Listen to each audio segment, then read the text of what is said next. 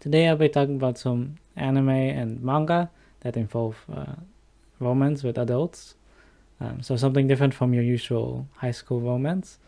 Um, I actually prefer these kinds of stories over the high school ones because with the high school ones you usually um, end up maybe with a kiss, maybe sometimes not even.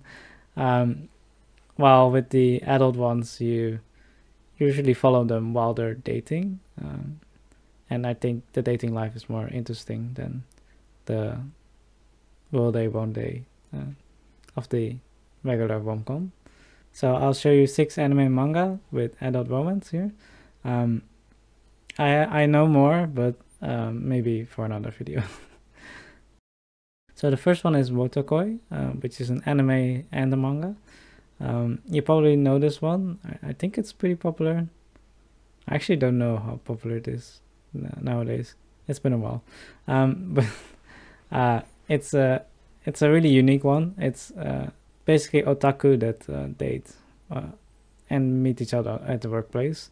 Um, so it's about this girl who got dumped, I think, and her childhood friend who works at the same place as her basically says to her, "Oh, why don't we try dating?" And so they date. Um, and it's really cute. The couple dynamics are pretty cute. You have um, the main girl is like a fujoshi, so like someone that really loves yaoi, and is a really big otaku. Um, and the guy is more of a like a gamer, so he's pretty straight faced, neutral, dry reactions. So the second pair is also really fun, where you have the two of them that constantly bicker because they're both tsunderes, which is really funny. But they're also really sweet to each other, so it's also a nice gap to see.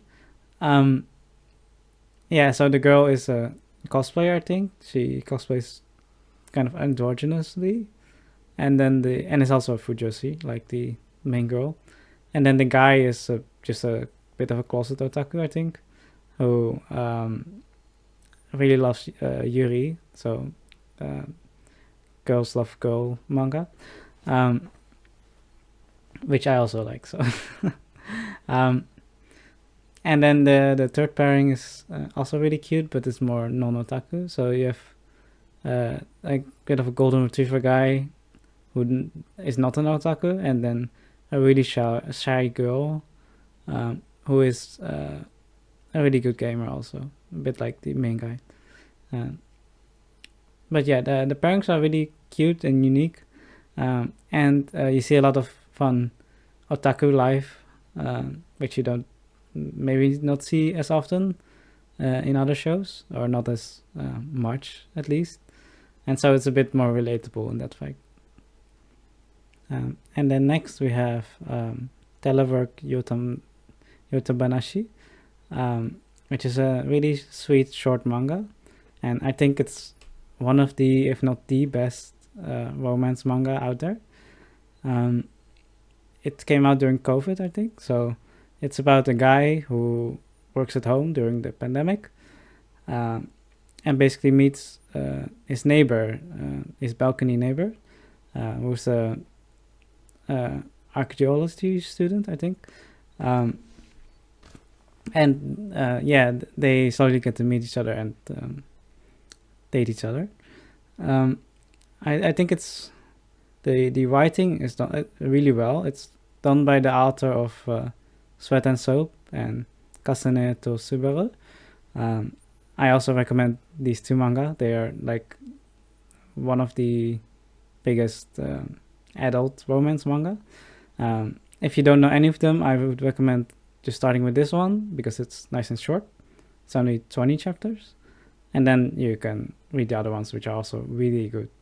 But yeah, this one is really well written. I think the main guy is pretty realistic. I think. Well, he's not like some main guys in rom-coms, but he's a bit more analytical, and you get to see his thoughts really well. His actions follow from his thoughts really well. And then you have the main girl, who is also really fun to read, because she is a bit more assertive and a bit more extroverted, and so it pairs really well with this guy. And it's probably the most assertive girl you'll see in manga, to be honest. It's really well done. So it's also nice and short and sweet, so you get to it pretty quickly. And the pacing goes along quite well, quite fast. So yeah, highly recommend this one, and then the other two if you haven't read those as well. They're pretty highly regarded for the adult romance genre. And then we have Yamada-kun Level 99, which is also an anime and a manga. And this one is set in college, so they're technically adults. Yeah, so at first I didn't think I would like this anime because of the dumb name, to be honest. It sounds like an isekai title. But it was actually really good when I watched it. It also helps that the opening is really good and really catchy. But it's a really good romance manga of two people in college. You have the guy who's, I think, a pro gamer, which sounds really dumb as a premise and would turn me off, but fortunately there's not too much emphasis on that. It's mostly about the main girl, who is the main point of view of the show, which is maybe somewhat unique. And I think she's pretty well written. Like, she is not perfect, and is a bit of a girl failure at some times, but also very dependable at other times. And I think it pairs well with the guy who's not your main usual gamer guy shut in. He seems to actually be competent. And he's also just very kind, but just maybe not that talkative. Maybe to her a bit, but yeah. So they have a nice dynamic. I think the side characters are also quite fun and wholesome. And yeah, this was just a really fun read and watch. And it's also written in a bit of a modern way. So if you know that the modern romance manga of the last few years are written, in my opinion, a bit better, like a bit less, a bit more straightforward, a bit better pacing. Things get resolved a bit quicker. I think I really like the pacing of this one. Yeah, so I would recommend this, even if the title might sound dumb. Then we have My Androgynous Boyfriend, which is a manga. This is a really unique manga. I quite like it. It's I haven't seen anything like this actually. It's about a guy and a girl. The guy is a bit androgynous looking, a bit feminine looking, and he's really pretty, and is basically a model.